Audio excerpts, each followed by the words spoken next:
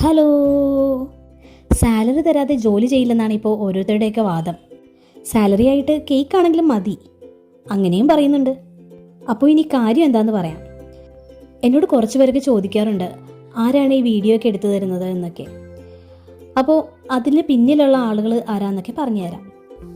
ഞാൻ ഇതിന് മുൻപുള്ള വീഡിയോസിലും പറഞ്ഞിരുന്നു എൻ്റെ വീട്ടിൽ കുറച്ച് കുട്ടിപ്പട്ടാളം ഉണ്ടെന്ന്.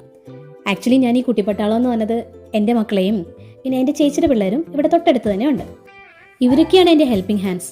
അത്യാവശ്യം ഒന്ന് അടുത്തുള്ള കടയിലൊക്കെ പോയി എന്തെങ്കിലും സാധനങ്ങൾ മേടിക്കാനോ അല്ലെങ്കിൽ ഇവിടെ അടുത്തൊക്കെ കൊണ്ട് കേക്കൊക്കെ കൊടുക്കാനോ പിന്നെ ഇതേപോലെ വീഡിയോ എടുത്തു തരാനും അങ്ങനെയുള്ള ചെറിയ ചെറിയ ഹെൽപ്സൊക്കെ ഇവർ ചെയ്തു തരാറുണ്ട്. അതിന് സാലറി ആയിട്ട് ഞാൻ കേക്ക് ഉണ്ടാക്കി കൊടുക്കേണ്ടിയും വരാറുണ്ട്. അങ്ങനെ ഇന്നലെ രാത്രി എന്നെ കൊണ്ട് ഉണ്ടാക്കിപ്പിച്ച ഒരു ട്രസ്ലെച്ചസ് കേക്കാണ് ഇത്. ഇവർക്ക് തന്നെ കഴിക്കാനായതുകൊണ്ട് ഞാനൊരു പുഡിംഗ് ട്രേയിലാണ് ഇത് സെറ്റ് ചെയ്തെടുത്തത്. ട്രസ്ലെച്ചസ് കേക്ക് എല്ലാവർക്കും അറിയാമായിരിക്കും അല്ലേ? നമ്മുടെ ആലിയ ഭട്ട് ഫേമസ് ആക്കിയ ആ ഒരു മിൽക്ക് കേക്കാണ് ഈ പറയുന്ന ട്രസ്ലെച്ചസ് കേക്ക്. ഇതിനൊരു സ്പെഷ്യൽ ടേസ്റ്റ് ആണ് കേട്ടോ. സോക്ക് ചെയ്യുന്നത് തന്നെ 3 കൈൻഡ് ഓഫ് മിൽക്ക് പ്രോഡക്ട്സ് വെച്ചിട്ടാണ്. മിൽക്ക്, കണ്ടൻസ്ഡ് മിൽക്ക്, അതേപോലെ ഫ്രഷ് ക്രീം.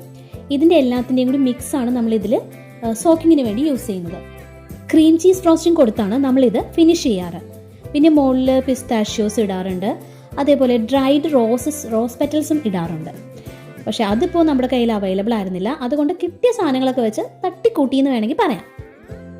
അപ്പോൾ പറഞ്ഞു വന്നത്, ഇതും ഒരു സാലറിയുടെ വകുപ്പിലാണ് ചെയ്തെടുത്തിരിക്കുന്നത്, അല്ലാതെ ഒരു ഓർഡർ കേക്കൊന്നും അല്ല. 5 മിനിറ്റ് കൊണ്ട് തീരുകയും ചെയ്തു.